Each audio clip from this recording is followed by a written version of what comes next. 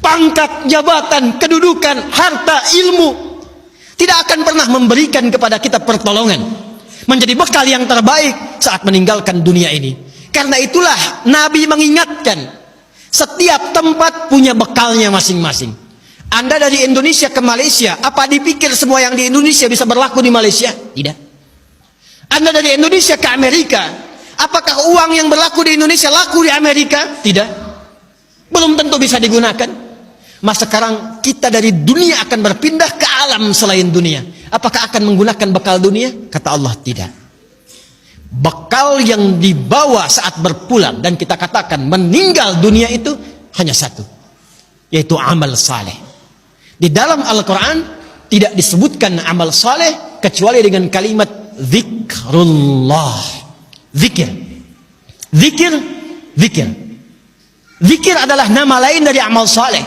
Sekaligus secara bahasa juga peringat. Seakan Allah ingin mengatakan, hei, ingat kamu akan wafat. Ingat kamu akan meninggal. Sekarang pangkatnya tinggi, hartanya banyak, ilmunya luas. Saat pulang ingat, saat meninggal dibawa tidak itu. Pakaian cuma 2 helai kain kafan, tidak ada kantongnya. Dibawa ke alam kubur dunia tidak ada yang ikut. Zikir, ingat. Eling, ingat kata Allah. Yang hanya bisa dibawa amal saleh.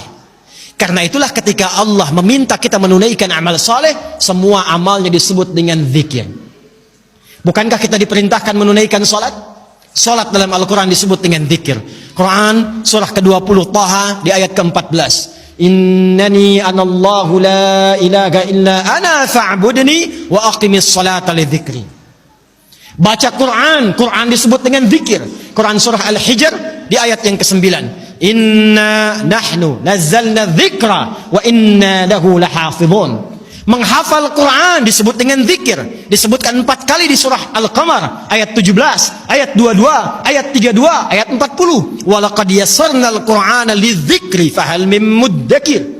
Doa itu amal saleh disebut dengan zikir. Quran surah ke-7 Al-A'raf ayat 205. Udzkur rabbaka fi nafsika tadarruan wa khifatan wa dunal jahri minal qaul. Anda setelah salat mengucapkan subhanallah, alhamdulillah, Allahu akbar, itu zikir. Quran surah ke-4 An-Nisa ayat 103. Fa idza qadaytumus salata fadhkurullah. Maka kata Allah, ingat, kalau sudah sampai akhir pekan itu, yang dihitung jangan cuma dunianya. Berapa ya harta yang dikumpulkan selama kerja ini? Di pasar berapa keuntungan yang diraih? Di kantor berapa omset yang didapatkan? Berapa pangkat yang sudah diletakkan di pundak itu? Berapa ilmu yang sudah diraih? Kata Allah, ingat saat meninggal, apa bekal zikir yang telah kamu siapkan? Bahkan jangan-jangan sampai sekarang pun, puluhan tahun kita hidup, untuk sholat pun belum mampu mengenal, mengetahui, memahami apa yang kita baca dalam sholat kita. Bahkan diberikan usia yang banyak pun, jangankan menghafal Quran, untuk baca pun masih belum punya waktu. Hadirin, anak-anak sekarang, kami katakan kepada Anda, saya membimbing anak-anak penghafal Quran. Ada yang matanya tak mampu melihat. Ada yang otaknya lumpuh. Usia 3 tahun, 4 tahun, menghafal Quran. Sampai hafal 30 juz. Dan ketika kami tanyakan kepada mereka, kenapa Anda menghafal Quran? Mereka katakan, untuk menjadi bekal ketika berjumpa dengan Allah subhanahu wa ta'ala.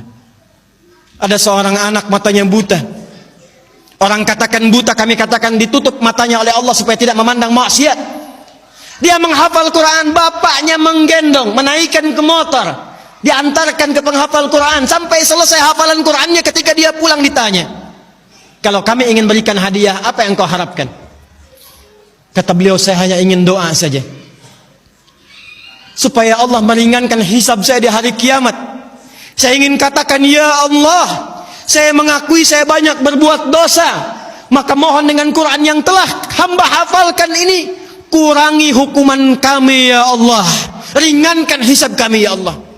Anak kecil, matanya buta, belum baligh, belum berlaku hisab, menghafal Quran supaya minta hidupnya diringankan di hadapan Allah dari dosa-dosa yang mungkin dilakukan. Anda diberikan 40 tahun, 50 tahun, 60 tahun, kalau sampai detik ini mengharapkan surga Firdaus, tapi belum serius mencari bekal, maka dengan cara apa lagi dan berapa lama lagi Allah memberikan kesempatan kita untuk mendekat kepadanya? Karena itu insan beriman, bangun kekuatan, bangun silaturahim, jauhi sifat terpecah belah, jauhi polarisasi, satukan cinta di antara kita. Setelah itu tingkatkan ibadah kita, niatkan setiap pekerjaan kita untuk mendapatkan ridha Allah Subhanahu wa taala, dan setiap tempat yang kita pijak, pakaian yang kita kenakan, kelak semua akan bersaksi di hadapan Allah. Itulah ikhtiar dan ibadah kita.